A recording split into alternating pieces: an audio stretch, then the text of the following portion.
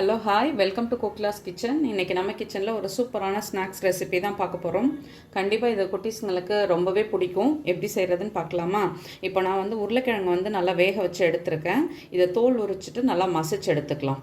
ரொம்ப சிம்பிளாக இருக்கும், ஆனால் டிஃப்ரெண்ட்டாக இருக்கும். ட்ரை பண்ணிவிட்டு கட்டாயமாக சொல்லணும் இப்போ எப்படி செய்கிறதுன்றதை பார்க்கலாம். இப்போது தோல் உரித்து எடுத்தாச்சு. நம்ம மசிச்சுக்கலாம். இப்போது இது உருளைக்கிழங்கு நல்லா மசிஞ்சிடுச்சு. அடுப்பில் வானல் வச்சுக்கலாம். இப்போ அடுப்பில் வானல் வச்சாச்சு. வானல் சூடானதுக்கப்புறம் 1 ஸ்பூன் அளவு எண்ணெய் சேர்த்துக்கலாம். ஆல்ரெடி உருளைக்கிழங்குல நான் உப்பு போட்டிருக்கேன், ஆனால் உப்பு பத்தலை. ஸோ கொஞ்சமாக உப்பு இதில் சேர்த்துக்கலாம். கொஞ்சமாக சீரகம் சேர்த்துக்கிறேன். சீரகம் பொரிஞ்சதும் நம்ம மசிச்சு வச்சுருக்க உருளைக்கிழங்கு அதில் சேர்த்துக்கலாம்.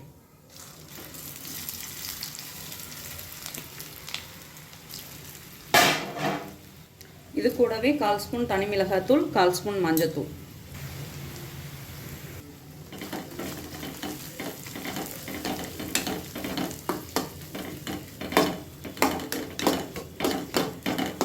இது கூடவே நீங்கள் வேணும்னா கொஞ்சமாக பச்சை மிளகாய் கட் பண்ணி சேர்த்துக்கலாம். குழந்தைங்களுக்கு கொடுக்குறதா இருந்தால் எதுவுமே சேர்க்க வேண்டாம். இப்போ நான் செய்கிற மாதிரியே செஞ்சுக்கோங்க. அதே மாதிரி மல்லித்தழை இருந்தாலும் அதையும் கட் பண்ணி சேர்த்துக்கலாம். இப்போ இந்த மசாலா ரெடி ஆகிடுச்சு. நான் ஃபேனில் ஆற வச்சு எடுத்துகிட்டு வரேன். இப்போ அடுப்பில் வானல் வச்சுட்டு நான் கொஞ்சம் எண்ணெய் சேர்த்துருக்கேன். நம்ம பூரி இருக்கு இல்லையா, அதை தான் பொரிக்க போகிறேன். நமக்கு எத்தனை பூரி தேவையோ அதுக்கு தகுந்த அளவுக்கு நம்ம பொரிச்சு எடுத்துக்கலாம். எண்ணெய் இப்போ சூடாகட்டும்.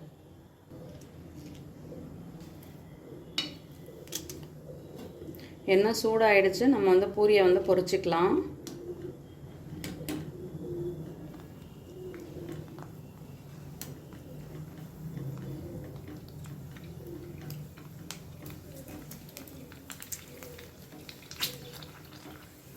இதே மாதிரி எல்லா பூரியையுமே பொரிச்சு எடுத்துக்கலாம்.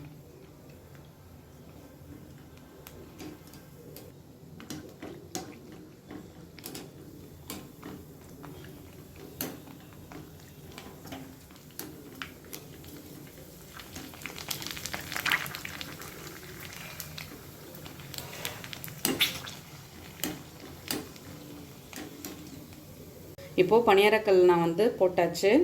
அடுத்து பூரியை 2ஆக கட் பண்ணி ஸ்டஃபிங் அதில் வச்சு அதுக்கப்புறமேட்டு நம்ம இதில் வைக்க வேண்டியது தான். வேறு எதுவும் வேலை கிடையாது. பூரி இப்போ இதை மாதிரி 2ஆக கட் பண்ணி எடுத்துக்கலாம். இந்த மாதிரி எல்லாத்தையுமே இதே மாதிரி கட் பண்ணி எடுத்துக்கோங்க. கல் இப்போது நல்லா சூடாகிடுச்சு. இதை மாதிரி நம்ம கட் பண்ண பூரியில் கொஞ்சமாக இந்த மசாலா வச்சுக்கலாம். மசாலா வச்சுட்டு அதுக்கு மேலே பொடியாக கட் பண்ண வெங்காயம், அதுக்கு மேலே கொஞ்சமாக சீஸ், இதே மாதிரி எல்லாத்தையுமே அரேஞ்ச் பண்ணி இப்போ நான் இதில் தான் வைக்க போகிறேன். வச்சுட்டு உங்களுக்கு காட்டுறேன். உங்களுக்கு இதில் ஏதாவது சட்னி வேணும்னா கூட வச்சுக்கலாம். ஆனால் பூரி ஊறிடுன்றதுனால நான் வைக்கல. ஜஸ்ட் இதை மட்டும் வச்சுருக்கேன். இதை மாதிரி கொஞ்சம் கொஞ்சமாக வச்சுட்டு அதுக்கப்புறம் நம்ம மேலே ஆனியனும் சீஸும் வச்சுக்கலாம். ரொம்ப சூப்பராக இருக்கும் இது சாப்பிட்றதுக்கு. குட்டீஸுங்களுக்கு ரொம்பவே பிடிக்கும்.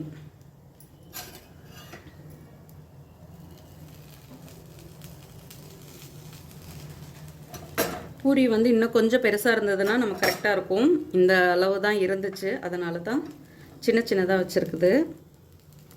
இப்போ கொஞ்சம் சீஸ் எடுத்து அது மேலே வச்சிடலாம்.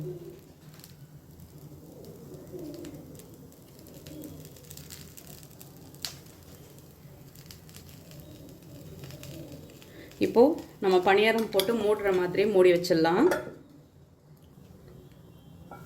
இப்போ ஓப்பன் பண்ணி பார்க்கலாம். இங்கே பாருங்கள், சீஸ் எல்லாமே அது கூட நல்லா செட் ஆகிடுச்சு. இப்போ நம்ம பிளேட்டில் எடுத்துடலாம்.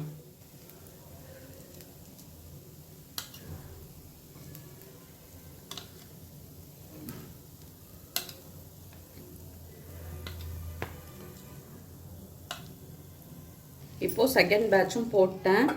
ஒரு 2 மினிட்ஸ் மூடி வச்சுட்டு அப்படியே எடுத்துடலாம். சுட சுட சூப்பராக நம்மளோட மசாலா சீஸ் பூரி ரெடி ஆகிடுச்சு. நீங்களும் வீட்டில் ட்ரை பண்ணி பாருங்கள், கண்டிப்பாக பிடிக்கும். வீடியோ பிடிச்சா லைக் பண்ணுங்கள். என்னோடய வீடியோ உங்களுக்கு யூஸ்ஃபுல்லாக இருந்தால் சப்ஸ்கிரைப் பண்ணிக்கோங்க. மறக்காமல் செஞ்சு பார்த்துட்டு உங்கள் கமெண்ட் சொல்லுங்கள்.